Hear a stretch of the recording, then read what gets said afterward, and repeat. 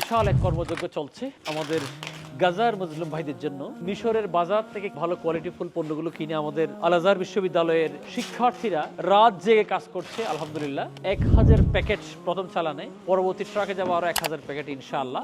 অন্তর্বর্তীকালীন সরকারকে আন্তরিক ধন্যবাদ জানাচ্ছি। আলহামদুলিল্লাহ ওনারা আমাদেরকে যথেষ্ট সহযোগিতা করেছেন। ওনাদের সহযোগিতায় বাংলাদেশের এই প্রথম কোনো সংগঠন সরাসরি নিজেরা এই উপহার সামগ্রী বা ত্রাণ সামগ্রী, অনেকে বলে ইমার্জেন্সি ফুড প্যাকেজ, এগুলো আমরা অ্যারেঞ্জমেন্ট করে সরাসরি আল আরিশ থেকে আমরা রওনা দিব গাজার উদ্দেশ্যে। ইনশাআল্লাহ এই জিনিসগুলো পৌঁছাবে এবং এই জিনিসগুলোর সাথে সাথে ফাউন্ডেশনের পক্ষ থেকে 3 জনকে অনুমতি দেওয়া হয়েছে ইনশাআল্লাহ সরাসরি ওখানে যাওয়ার জন্য।